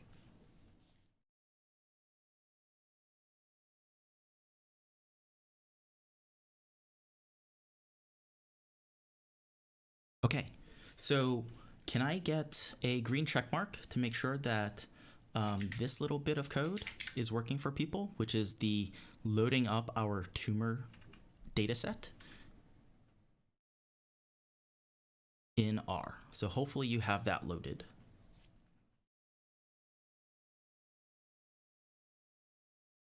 And if you were having issues with the library stuff, hopefully using the binder link has caught you up in that sense.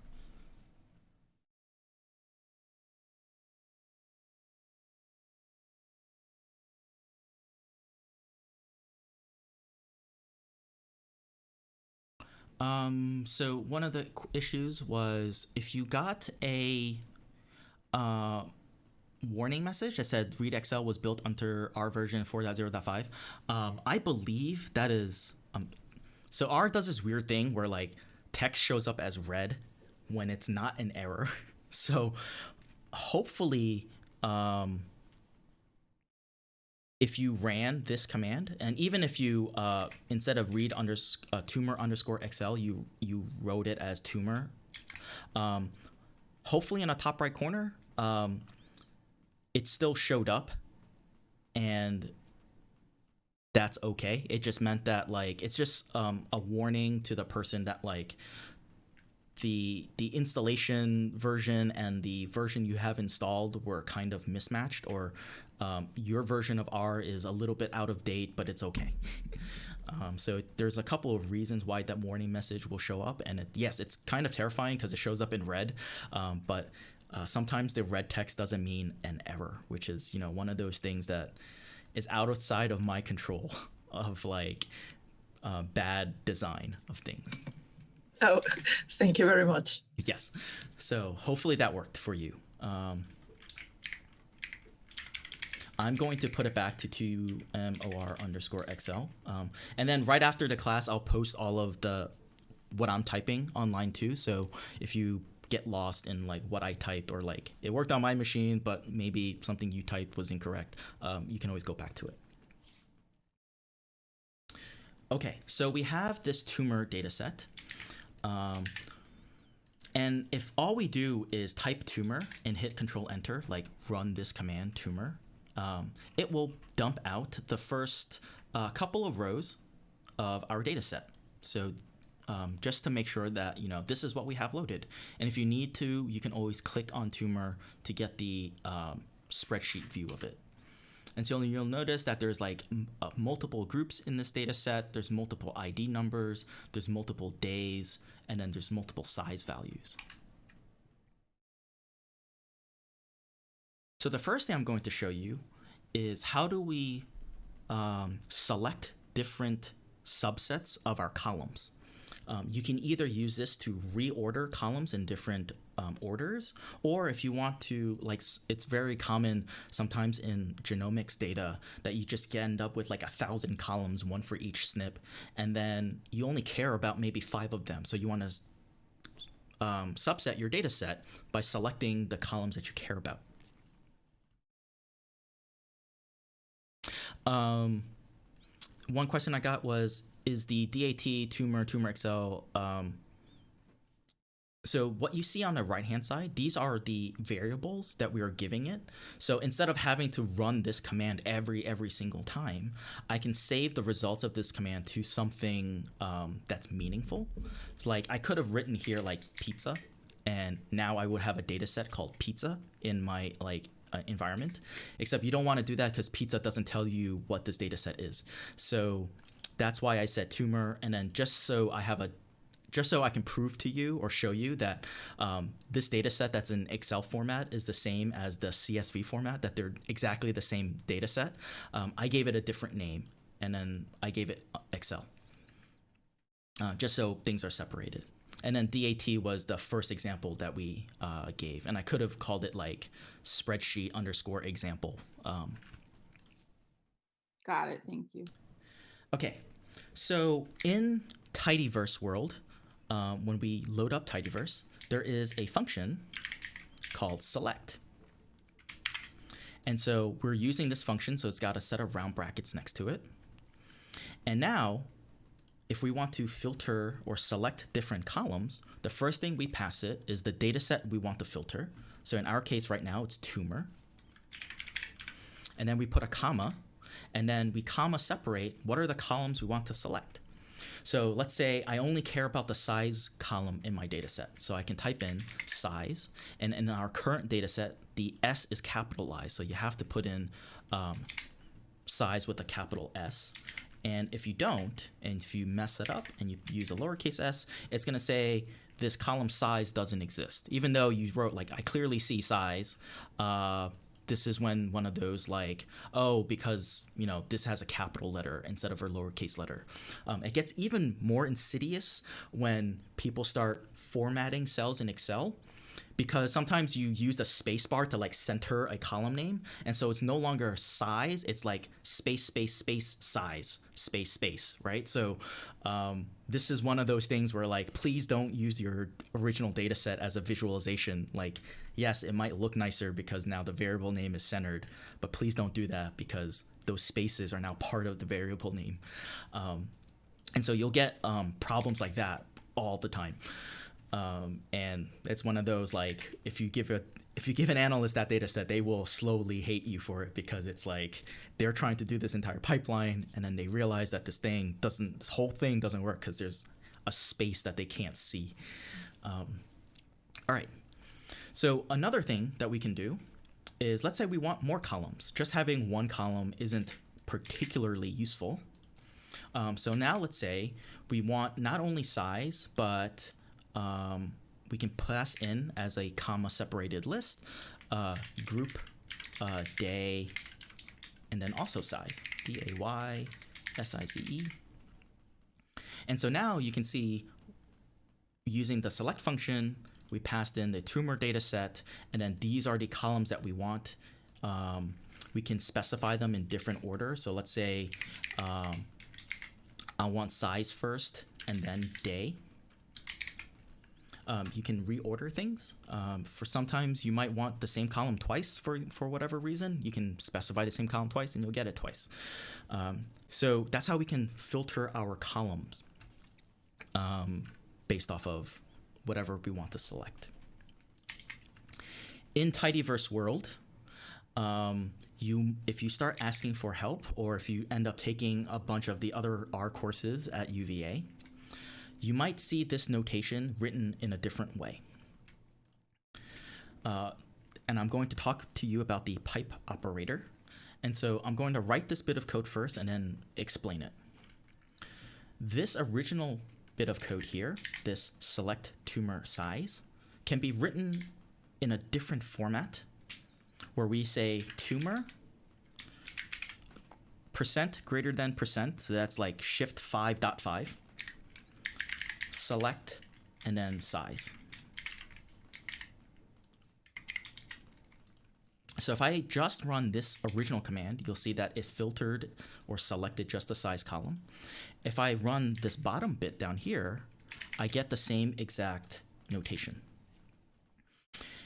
All this operator is doing, think of an operator like any of the mathematical operators we've seen in the past, like 1 + 1, like adds 1 to 1. So you can think of it that way. What this pipe operator does is it takes the thing on the left, which is tumor, and passes it in to the first thing on the right-hand side. So in some sense, it's like a shortcut for writing this bit. The reason why people like doing this, because it will slowly give us the ability to write chained commands. And also, we can now read this a little bit easier. We can say tumor. The way we pronounce this is then. So it's tumor, then select on size, right? So it helps you read your code a little bit like normal English, versus we're using the select function, we're selecting on tumor, and then selecting size. Now we can write it and say it in such a way where it's tumor, then select on size. So that's, and this is the notation we'll slowly start using moving forward. And it'll start to play a more important role in about a half hour, so, or right after our next break, it'll start playing a more important role. So just like before, we selected on tumor on group size and day, we can say the same thing. We can say tumor percent greater than percent, which is then. That's the way you'll typically hear people pronounce it. Select, and then we can select on group day size. And now if we select that and hit Control Enter, you'll see that we get the exact same bit of code output back.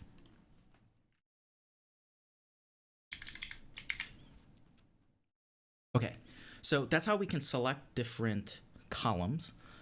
Another thing that's going to be useful is how do we filter things row-wise. And so there's a function for that. The function's name is called filter. And so in filter, we can say we first have to pass in the data set we want to filter, which is tumor. And then we can write a Boolean statement, which is some kind of check statement. So let's say I want to take our tumor data set, and you'll see that our original tumor data set is 574 observations, which is 574 rows, and 5 variables, which is 5 columns. After we ran select, you'll see that we get the same 574 rows, but we only got 3 columns back. If we use filter, we can say something like, I only want the rows such that the group, the value for group, which is capital G, is equal to 1. And so we use the double equal sign to do a conditional check. And so if we do that, you'll see that we get 5 rows back, 5 columns back, because we never did anything with select. We're only filtering on rows. And instead of the 574 observations, we have 97, which means that there are 97 observations. That doesn't mean people, but there's 97 rows where the group is 1. And so that is our control group in our data set. And if we're using the piping notation, we can use the same piping notation as before, and we can say tumor percent greater than percent, or then filter group is equal to 1. And you'll see that notation, both notations that way. And just like with select, I'm going to copy this so I can build on this command again. Just like with select, I can say okay, I want the values where group is equal to 1, but I also want the values where day is equal to 1. So I can say comma, and day is double equal to 0, for example, for the starting day. And so now I've filtered the rows, so there's only 8 observations. And you can see, if I filter where group is equal to 1, so how many, just looking at the control group, and just looking at the start of the study, you'll see that I have 8 observations that correspond to 8 separate people that have a starting point in the control group.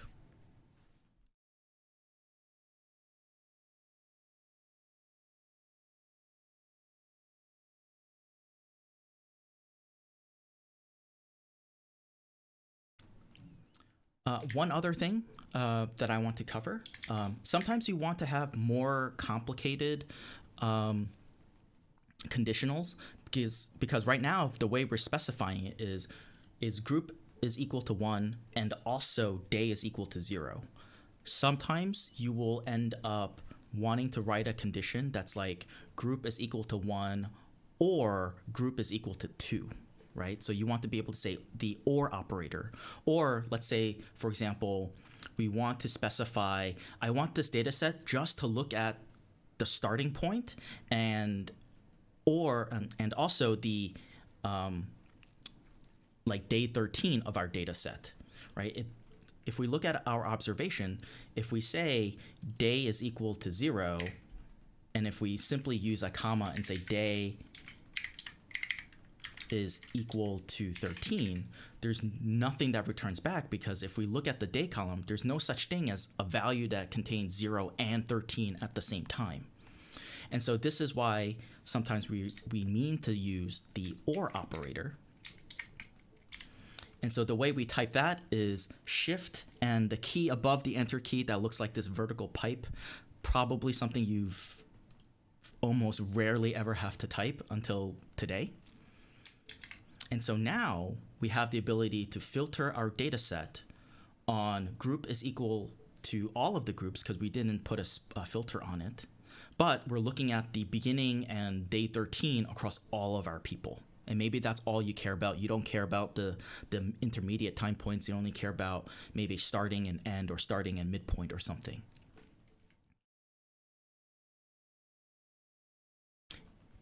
And so now that we've learned two of these commands, the select and filter, we can now start to see the benefit of this piping operator, because now we can say, hey, let's say I only care about a few of the columns, but I also only care about the observations where size is greater than like 2000, right? Maybe this is one of those, if anyone hits this point, like I want to flag it as like some kind of adverse event, or like this is something that's going wrong, or this is an observation I care about.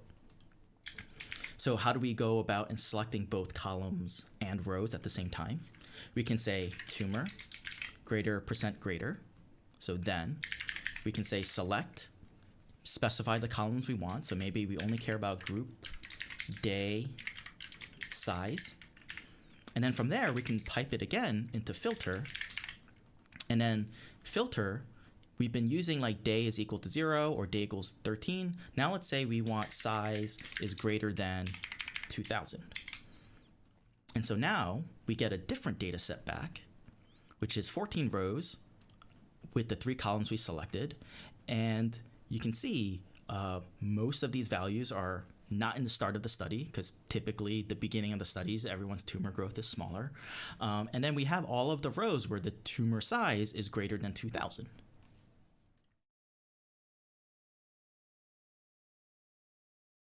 And the benefit of this, and I'm not, I just want to talk about it instead of like having you type it in reality, is now we have the ability to say tumor, then select, then filter, right? And if we care about what we want to select, we can read over to the right and then see that, okay, we're only selecting on these 3 columns. Then we're doing a filter. What are we filtering on? We're filtering on this size greater than 2000. If we didn't write our code in this piping notation, it would look like this. And I don't expect you to actually write it. I'll just paste it in chat. But this becomes harder to read, or you have to figure out what the innermost function is. So it's not filter, it's not select. Oh, it's select. Okay, so we're using select first. Then we look for tumor group day size. So that's what's going on. And then we're filtering on the outside.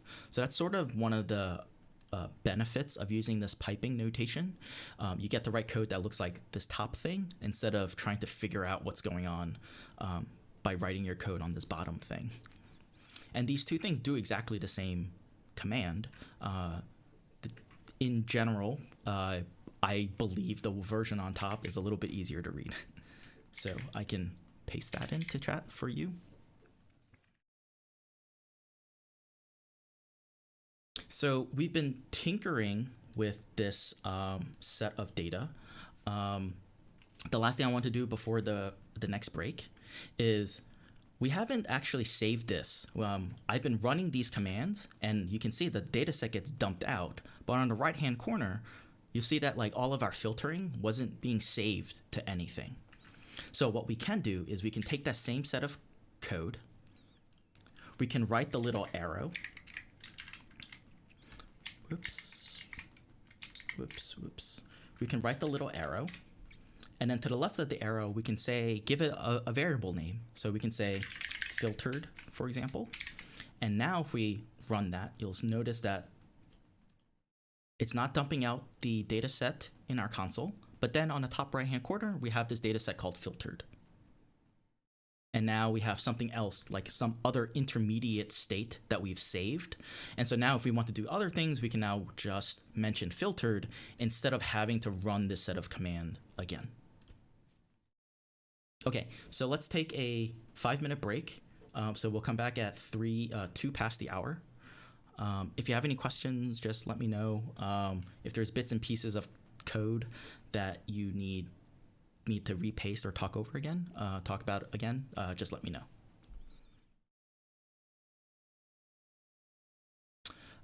So the question was, this chaining of commands, does it mean I can write them on different lines?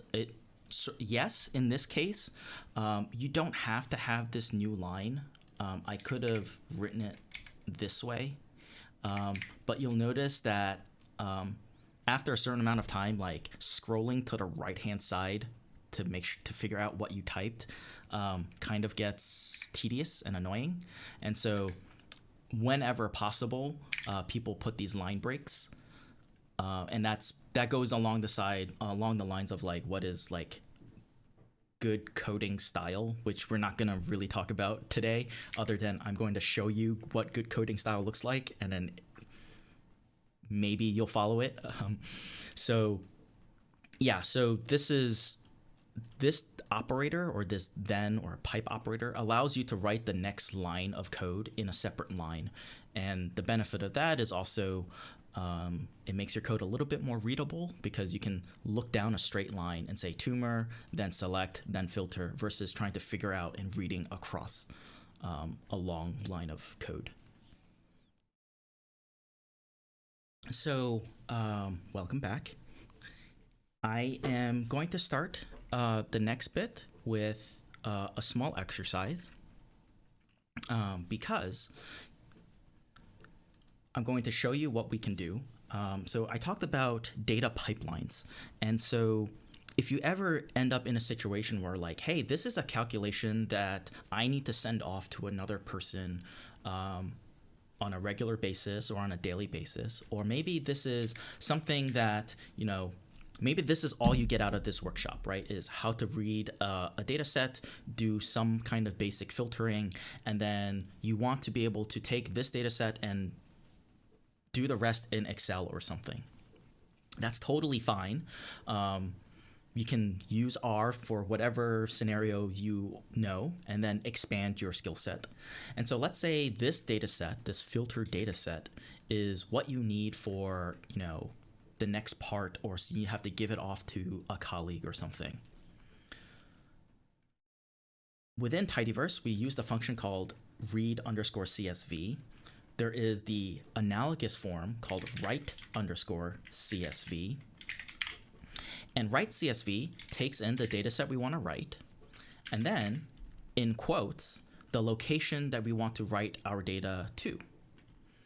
So remember back to working directories, we're currently in our ds4biomed-learner folder. And let's say we want to write it to somewhere in our data folder. So we can say data/tumor filtered.csv. And so now we can literally write that data set that we filtered across. And now if we look at our data folder, you will see a tumor_filtered.csv file, right? If you click on CSV files in RStudio, it actually gives you the ability to view a file or import the data set. So if you don't remember how to write this command, you can actually go and use the GUI interface to help you load it. But I can literally go to this folder on my computer, right? So I can say this is on my desktop, my ds4biomed learner, in this data folder, and there's this tumorfilter.csv, and I can actually go and open this data set in Excel, right? And it has it shows up as 15 rows because the first row is the columns. And so now I can do whatever I need to in Excel, and this is something that is the process of reproducing some kind of result. Maybe this is all you need and you don't remember, or I'll show you tomorrow how to do basic figure plotting, but let's say you're used to plotting in Excel or doing something else in Excel. But this way you don't have to worry about your data getting out of date, because you've automated some process in code. And then this output will always be whatever. Let's say this is a data set that is on an ongoing study, so your days are going to be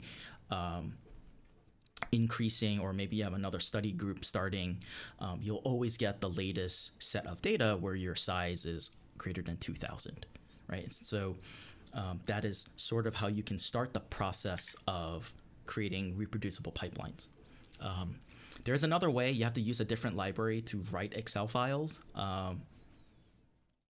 Maybe I believe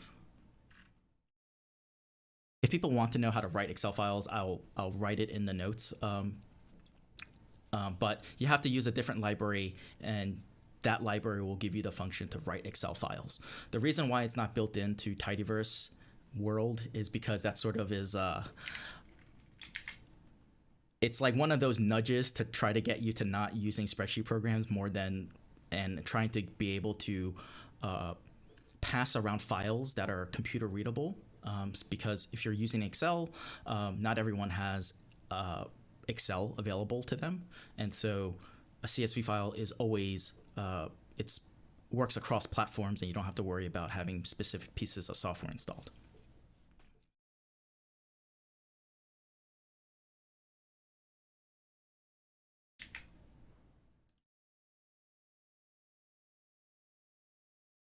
Okay, so hopefully everyone has written out that data set, and I'll put it into the chat just in case. One of the questions I got was, what is the difference between CSV and another data format called JSON? If you've ever heard of, hold on, let me see, does it come out as? Okay, whoops. So CSV, if we, give me 1 second. If we just look at the actual raw CSV file, it's comma separated. So if I just look at this data set, this is what it looks like. Group day size, new line for new row, and the first observation is 1:15:24:05, right? And it knows which column it is because literally by the delimiter of a comma. So that's a CSV file.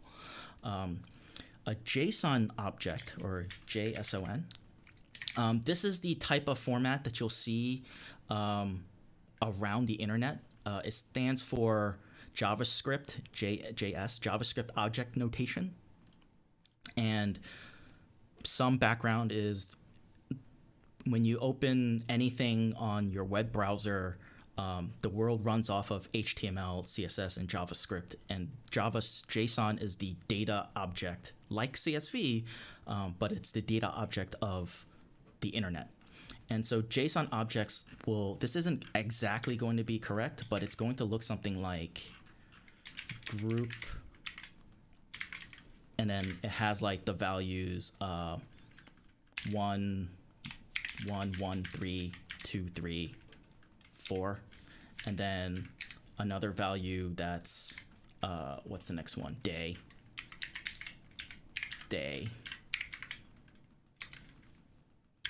20, 24, 25, 14, 25, etc., etc. So it's really a different data view of CSV than CSV, and different programs or different applications want formats in different ways.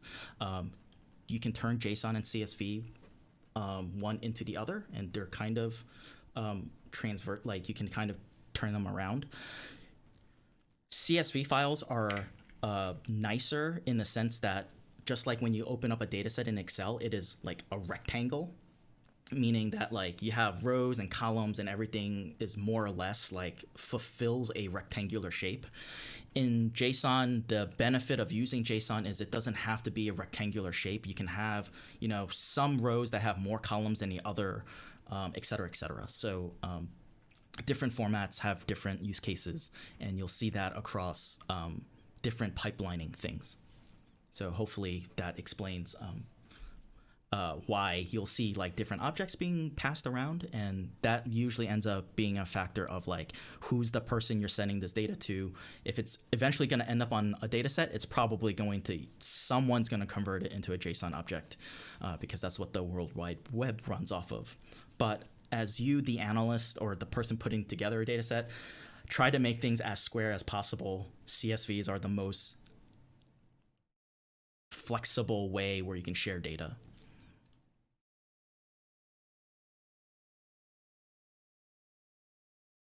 Okay, so hopefully we have this tumor filter data set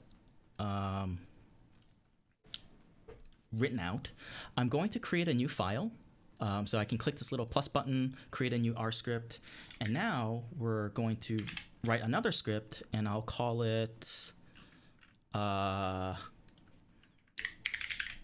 stats.r. We'll call it that. And so now we have two files. One is this first one that we created, and the second one is this other file that we created. In general, when you are moving over to another script, think of this as like another step in your data pipeline. You'll notice that like this script starts off with an empty thing. We just created a new file, so it's empty. You don't want to have to rely on things that were created in a previous state. And so one thing you want to do, and we'll sort of backtrack into some of the like good practices in R. You want to click the session button and then hit restart R. And what that will do is all of the data that you loaded from a previous state and all of the libraries that you loaded is cleared. So you don't end up in a scenario where like you work on this script on a data set that like doesn't actually work on this script. Like now I can give you this script and you with the rest of the data can run this file independent of this other file that had to be run. And so we're going to use this filter data set as the starting point for the next data set. And that's how you end up creating these small data pipelines where you save out intermediate files and then the next part of the pipeline loads it back in. And it makes things a little bit more modular that way. So because we started everything over from scratch, we're gonna have to say library tidyverse again, because it's a brand new slate. We essentially restarted R. So usually the first thing, if you ever run into errors, is restart your session, run your code from top to bottom again.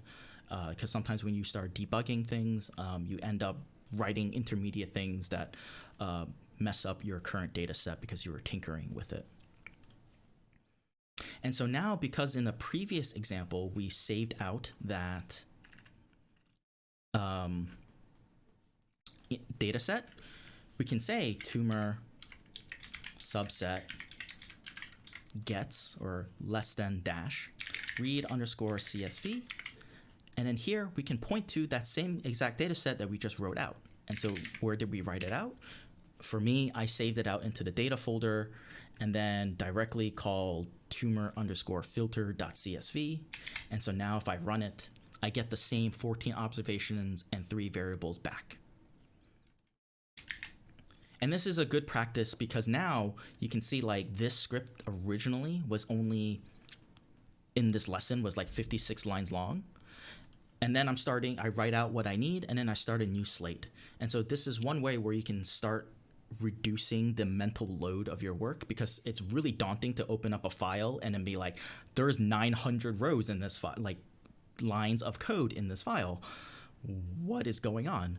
And in the meantime, you notice that like there's all of these intermediate calculations happening. And so what I like to do is, if I know that that's the end of like my loading data, just a subset and filter, I will save out my results, start a new script, and then load it back in. And for the most part, unless you're dealing with like these massive data sets, this is a pretty good practice because it keeps your thoughts more focused. So right now you can see this was the data loading file. Now we're going to be showing you how you can do some of these descriptive or introductory statistics calculations. So the question was, how do you do the restarting part? So the keyboard shortcut is Control-Shift-F10, but if you click on the session button on the top, you can click on Restart R, and then it will restart everything for you. One of the other questions was, how do you delete one of the data sets from the environment view? The There's an actual command called rm, and if you give it rm and then the name of the, so I can say like rm tumor set, like it'll delete it. So that's how you can do one of them. So I'll just type that in there. But in general, you don't want to end up using RM in your actual code. You want to rely on the full restart.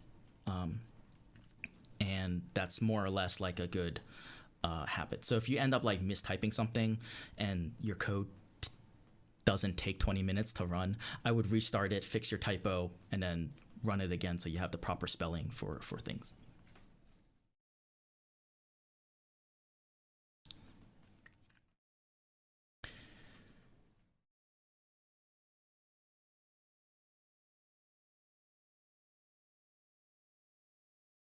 Okay, so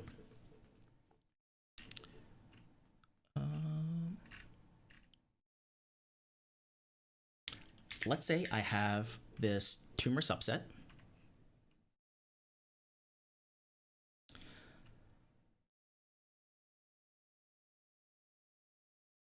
And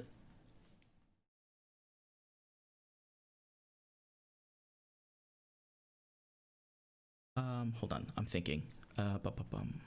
Okay, so I'm going to sort of backtrack a little bit, and I'm going to reload the tumor data set, all from the whole big one. Uh-oh, what just happened? Okay.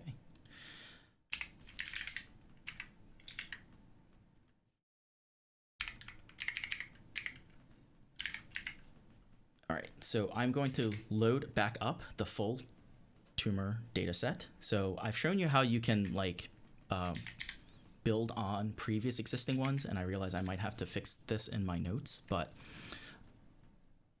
let's load up our regular tumor data set. So now we have a clean slate of the full tumor data set and the one that we have subsetted. Let's say we want to ask the question of what is the average starting size, so looking at size, for all of our participants on the first day or on day 0, right?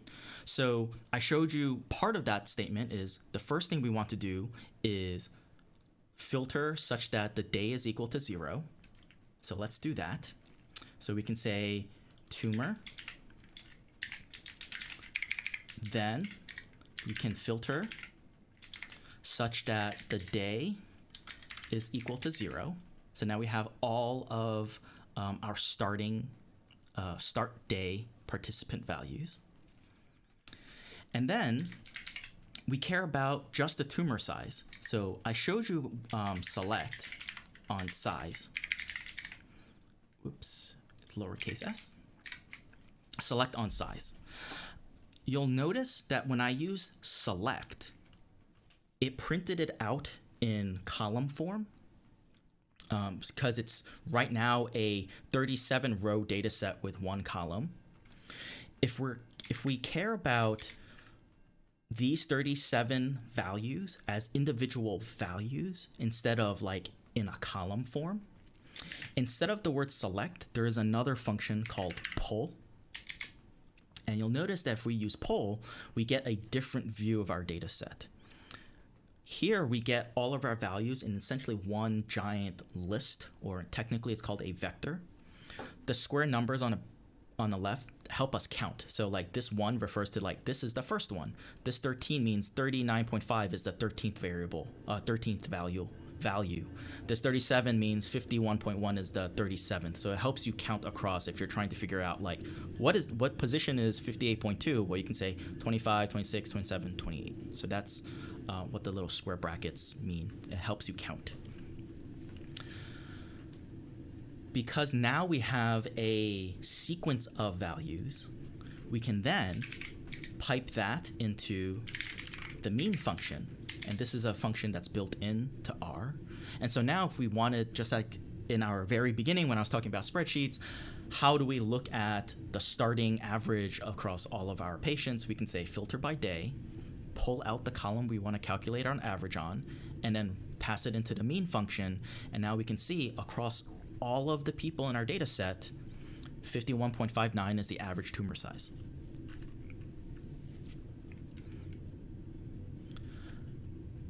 If we're looking at this data set, maybe because we already have groups, it's good. It's like, in one sense, it's good to see the starting point across everyone. But in reality, we're going to end up comparing the set of values each group at a time.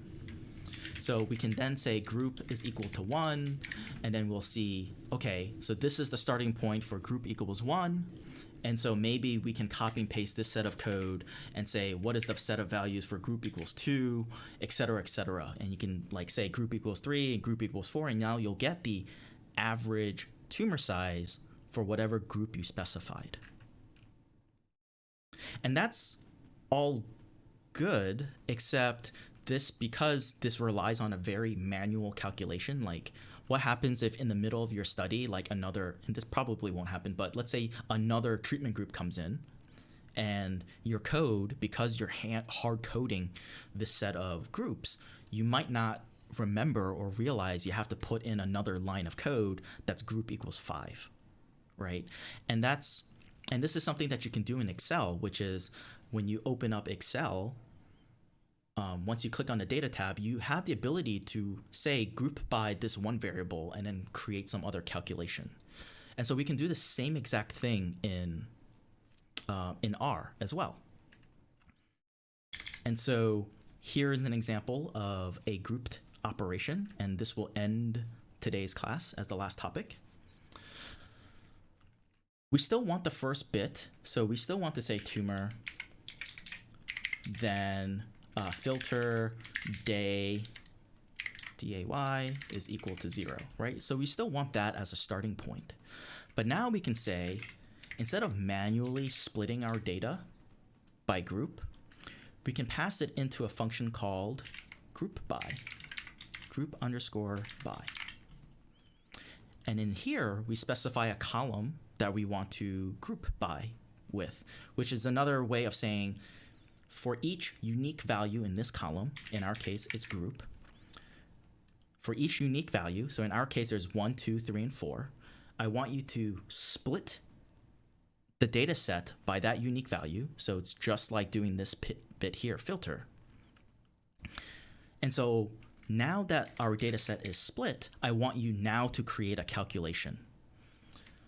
So this is one of those, there's a lot going on here, but mean as a function, if you think of how you calculate the mean of something, it takes in a bunch of numbers, so 1, 3, and 5, for example, and then the output of mean is a single number, right? So mean is one of those functions that takes in n number of values and always gives you back 1.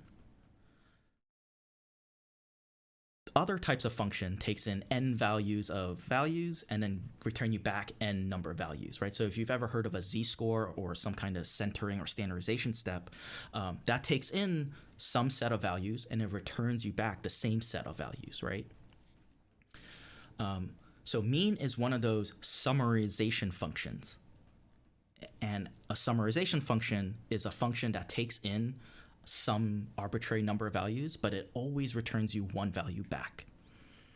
And so that's why after group by, if we are going to group by and calculate the mean, we pass it into a function called summarize. So it understands that, hey, I'm going to make a calculation where that calculation returns one value back. And then in here, we can say, give me the mean of the size variable.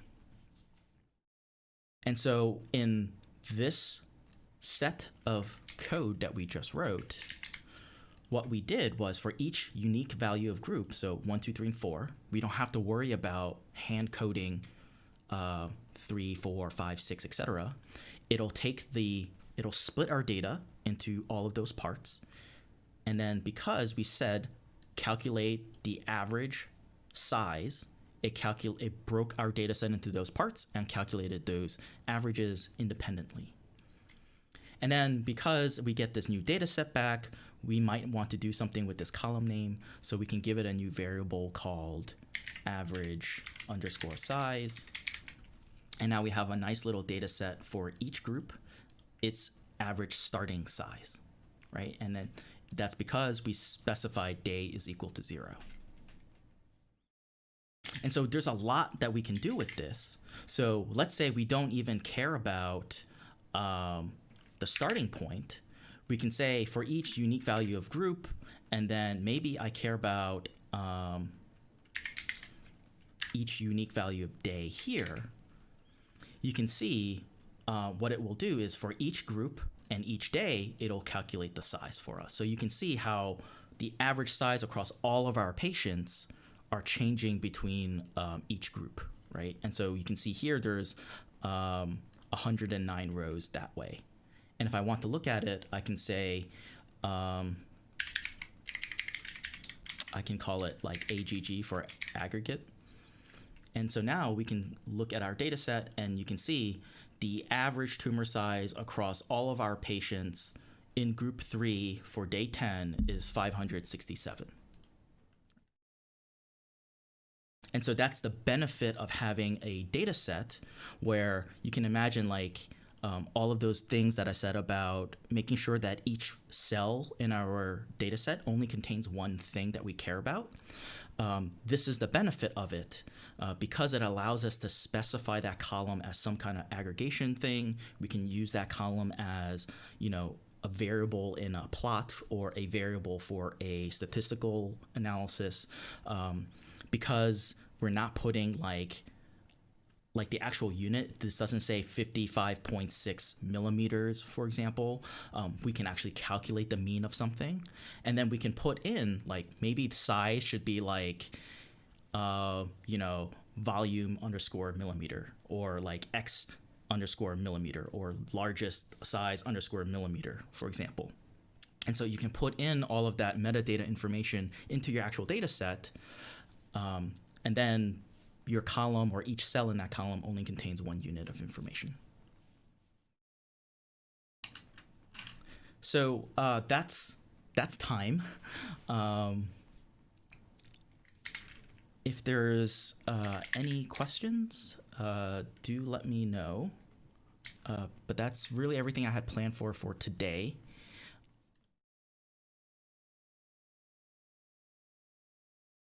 Before everyone goes,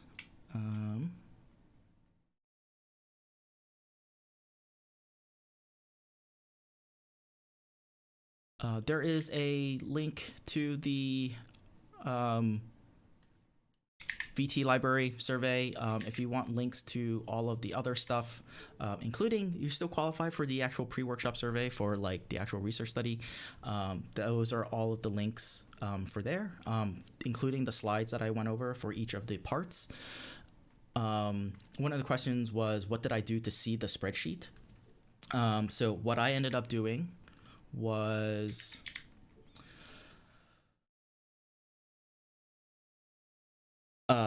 I ran that bit of code, and you can see that the AGG variable, because I put the assignment, is there. It showed up on the top right-hand corner. So if I click it, it opened it up in the spreadsheet view for me. So I can view more than just like the first couple of rows in our data set. Yep, so that's everything that I wanted to cover for today. We'll start off tomorrow with sort of a really short recap of everything from today, and then we'll go over the process of like putting together and defining what is a clean data set. So when you get a data set that you have no idea how it was put together, at least in your head, you might be able to chain together like the process of getting it clean again.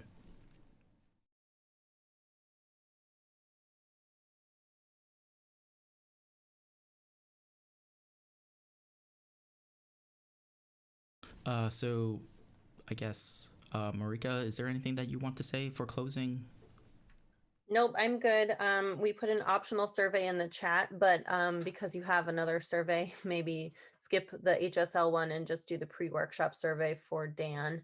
I'll be back tomorrow in case people have issues, but yeah, it was great. Good job, guys.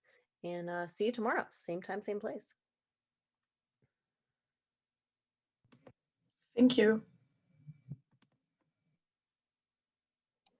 Thank you. Good job. Great. Thanks for attending.